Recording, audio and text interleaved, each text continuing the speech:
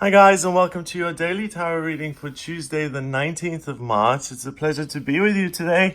I'm using the Druidcraft Tarot deck. Let's have a look at what these giant cards want you to be aware of. When you buy them, make sure that you look at the exact version of the cards that you buy, because there is a smaller version and these are just super big. And even though I have big hands, it's still a bit of a struggle. Okay, so while I'm shuffling them, I tune into the day, Tuesday the 19th. I ask the cards, what is the day going to be about for all of us? These readings apply to all signs of the zodiac. They apply to everyone who watches. So it's like taking an energetic litmus test. It's just tuning in. Is it acidic or is it alkaline? So that's what we're going to have a look at.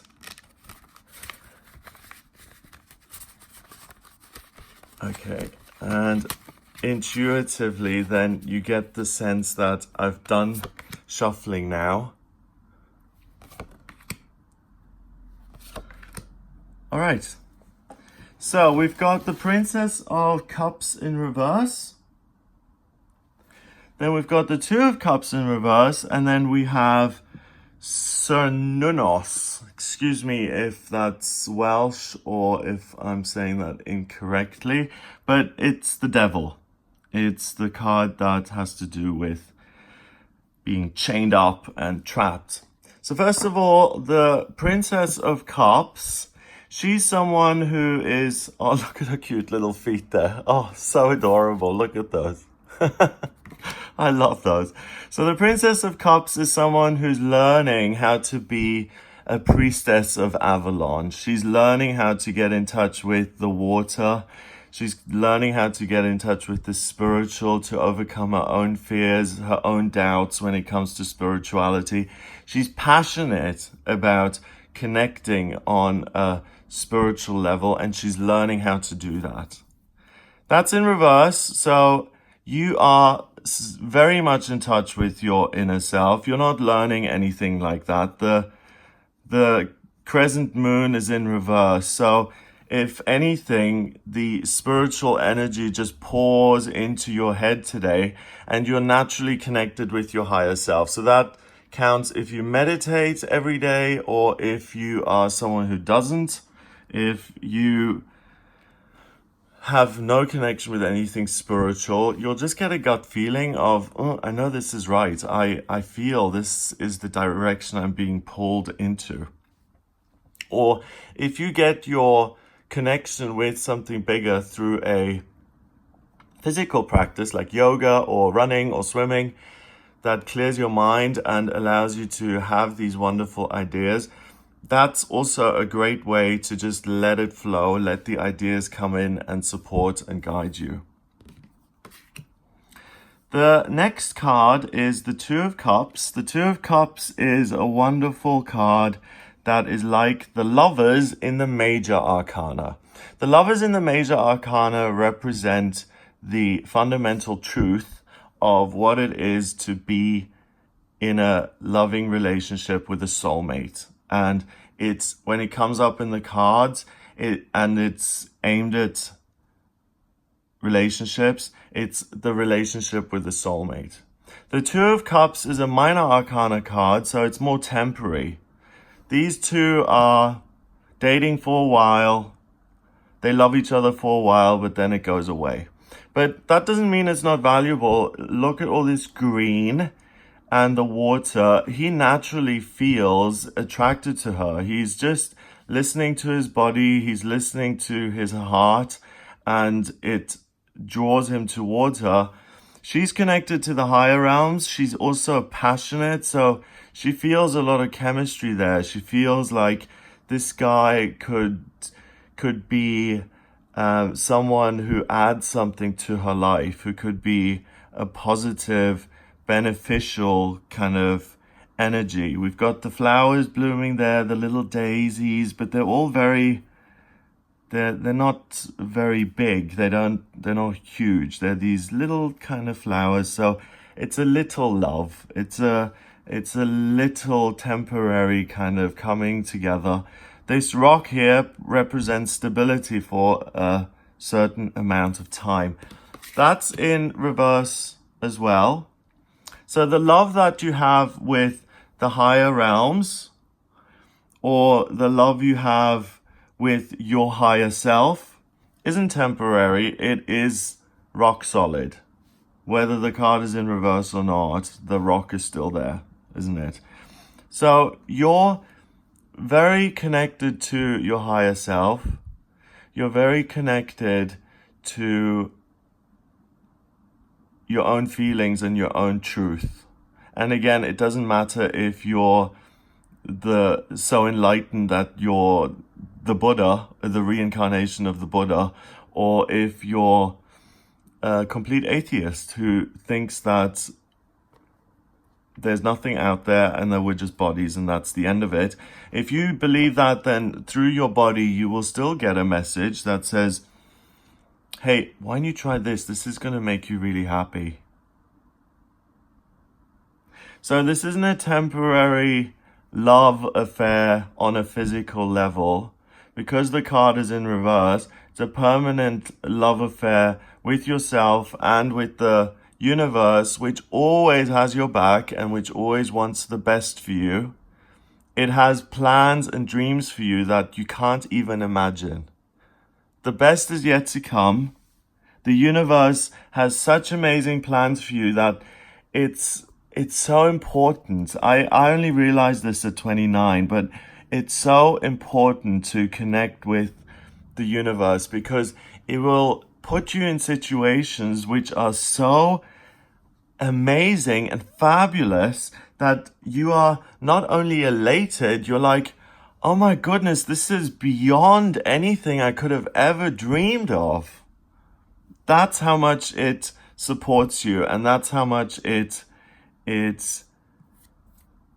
wants you to succeed. So that's in religious terms, like for instance, in Christianity, when they say Jesus loves you, that's just their version of expressing the same sentiment, but through obviously a symbolic person, a specific person that's part of the religion, but same difference, okay? The devil, we've got these two lovers here, and I think they're both women. Are they? Yeah, doesn't matter. We've got these two women here, or I don't know, it doesn't matter. Either male, female, or two females. They're lovers, they're connected, and they've both fallen asleep. They've gone into this slumber. And like Dorothy in The Wizard of Oz, when she runs through the poppy field and the witch has put this sleep spell on the poppies, and as she runs through the poppies, she falls into this sedated state and she falls asleep, and that prevents her from getting to the Emerald City. Same thing here. The devil, the earth spirit, has made them fall asleep with his powers of anything physical. He's got control of their bodies because he controls everything physical. He's made them sleep, so they have no defense against him. He can do whatever he likes. So he's totally... It's a card that says you're totally disempowered. Usually it's the devil in the middle and two people chained up, and they are bound to the devil and they have absolutely no free will, no agency. They can't do anything. They are stuck, they're trapped, and they're confined, and they have to do the will of someone else. And this is great because all of these cards, all of your intuitive connection, because the thing is, you're not just a body, you're a spiritual being having a human experience. So yes, someone can take control of your body. Yes, you can get sick, but in spiritual truth, you're perfect. You're invincible. No one can ever touch you on a spiritual level. So even if you feel like someone has harmed you, and that expression of, I am what my experiences have made me, possibly on an emotional level and possibly on a physical level, physical scars and things like that. But on a spiritual level, you are untouchable and you are the same as you were at the age of 5, at the age of 20, at the age of 60, 80. You're a splinter of the divine. And each one of us has that splinter within us. That's what animates us. It's just the illusion of our bodies that keeps us thinking that we're separate. And Einstein said that reality is just an illusion, albeit a very persistent one. And it is rather persistent.